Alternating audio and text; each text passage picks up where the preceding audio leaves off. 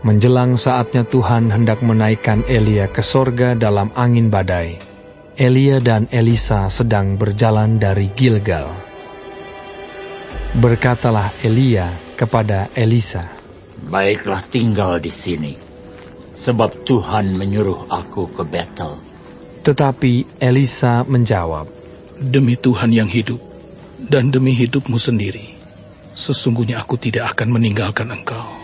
Lalu pergilah mereka ke Betel. Pada waktu itu, keluarlah rombongan nabi yang ada di Betel mendapatkan Elisa. Lalu berkatalah mereka kepadanya, "Sudahkah engkau tahu bahwa pada hari ini Tuhanmu akan diambil daripadamu oleh Tuhan, terangkat ke sorga?" Jawabnya, "Aku juga tahu. Diamlah." Berkatalah Elia kepadanya, "Hai Elisa, baiklah tinggal di sini, sebab Tuhan menyuruh aku ke Yeriko." Tetapi jawabnya, "Demi Tuhan yang hidup, dan demi hidupmu sendiri, sesungguhnya aku tidak akan meninggalkan engkau." Lalu sampailah mereka di Yeriko.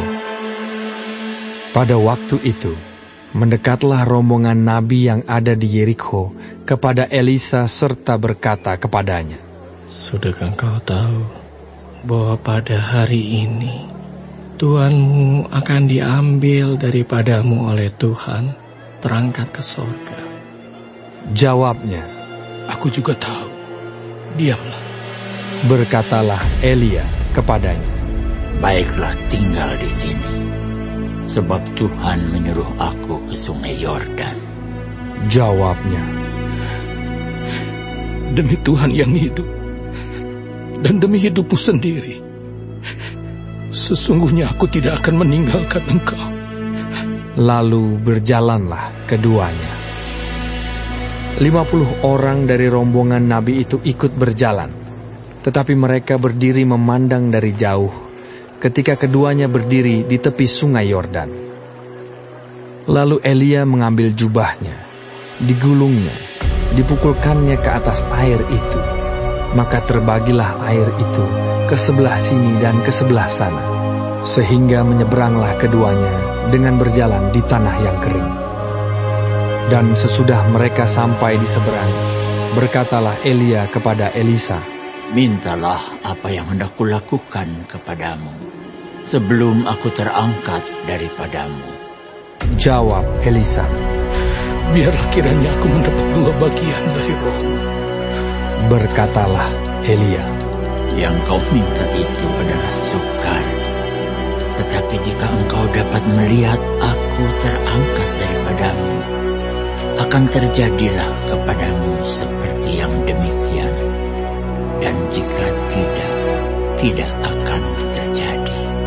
Sedang mereka berjalan terus sambil berkata-kata, tiba-tiba datanglah kereta berapi dengan kuda berapi memisahkan keduanya.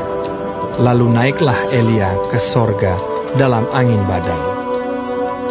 Ketika Elisa melihat itu, maka berteriaklah ia, "Bapakku! Bapakku!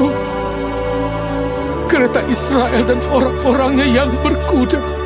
Kemudian tidak dilihatnya lagi, lalu direngkutkannya pakaiannya dan dikoyakkannya menjadi 2 koyakan.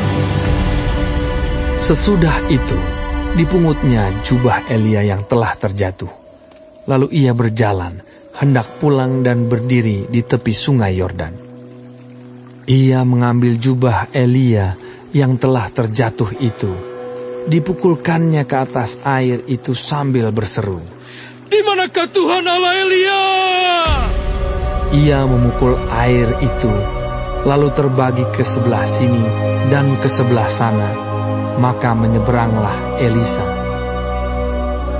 Ketika rombongan nabi yang dari Yeriko itu melihat dia dari jauh, mereka berkata, "Roh Elia telah hingga pada Elisa." Mereka datang menemui dia, lalu sujudlah mereka kepadanya sampai ke tanah. Mereka berkata, "Coba lihat, di antara hamba-hambamu ini ada 50 orang laki-laki, orang-orang tangkas." biar mereka itu pergi mencari Tuanmu.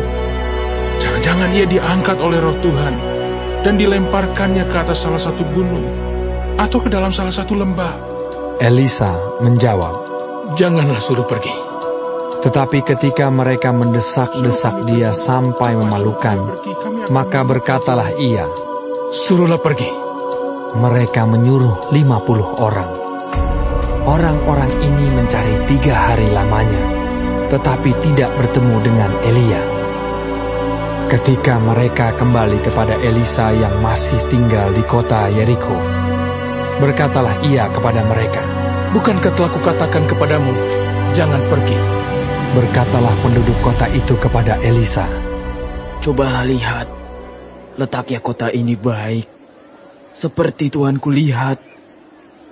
Tetapi, airnya tidak baik, dan di negeri ini sering ada keguguran bayi. Jawabnya, Ambillah sebuah pinggan baru bagiku, dan taruhlah garam ke dalamnya.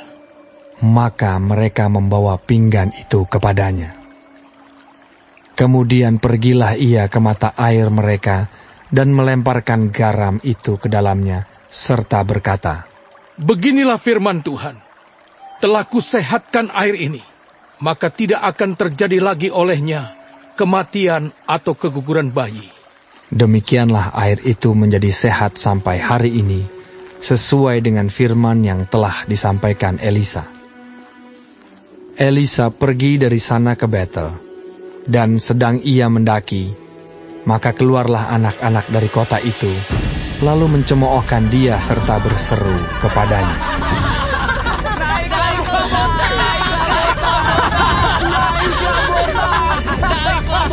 Lalu berpalinglah ia ke belakang, dan ketika ia melihat mereka, dikutuknyalah mereka demi nama Tuhan.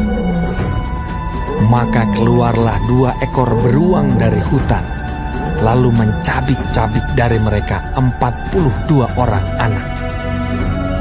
Dari sana pergilah ia ke Gunung Karmel, dan dari sana pula kembalilah ia ke Samaria.